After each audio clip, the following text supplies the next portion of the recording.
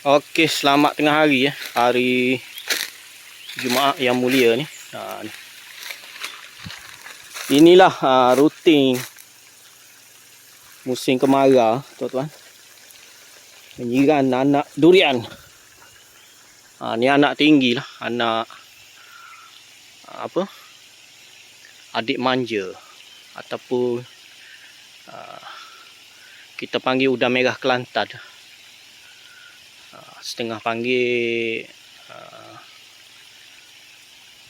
yang nama-nama dia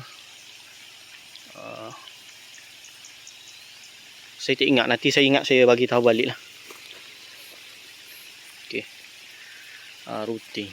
Sebab saya guna enjin petrol, jadi terpaksa ni lah tuan-tuan.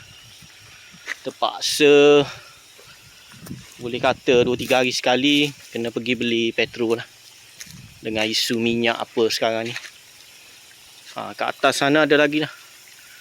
Ni kita rani lebih kurang dalam 35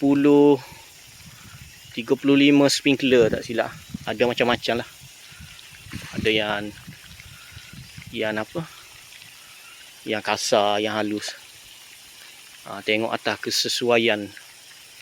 Okey, yang besar tu saya dah tak guna sprinkler lah, kita guna drip. Ni pun saya kena terpaksa guna drip lah. Ada anak tupah yang 5 kaki, 6 kaki ni, dengan anak musang king yang 5 kaki ya. Dulu saya guna drip juga, lepas tu saya buang. Ni saya terpaksa order barang lah, barang drip. Ni kita test sprinkler yang jenis ni. Jenis ni dia tuan-tuan, dia lebih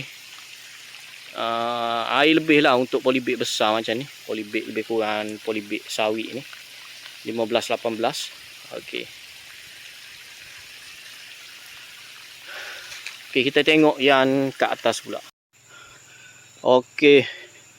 Untuk anak besar ni kita guna drip lah tuan-tuan. Ni. Dah hampir ni dah 2 tahun tak silap saya. Dalam bulan 12 macam tu. 2024, 2023. Hampir 2 tahun lebih. Ni anak kecil lah kat atas ni. Ni. Ni taki drip lah tuan-tuan. Ni. Anak pun dah mulai menguning lah. Tapi saya dah mulai baja 28 hari bulan. Dalam 5 hari lepas. Okey. Inilah. Yang ni yang biasalah Holland. Holland ni ramai pakai sekarang. Yang paling luar biasa yang sana ni tuan-tuan. Okey, yang sana ni. Okey, yang ni memang saya beli dulu dalam pak rasa. Pak saya beli untuk testing. Tengok kadar air macam mana. Satu dah patah sebab dia punya telinga tu agak nipis. Ni. Dia punya telinga tu agak nipis. Aduh. Lepas tu saya nak cari sekarang dah tak ada stok. Dia yang paling cantik, paling halus, air paling halus keluar sekata berbanding dengan Holland. Lepas tu bila air halus macam ni, dia punya kadar serapan tu lagi tinggi lah. Orang panggil kita nak apa? Deep irrigation. Okey. Okey.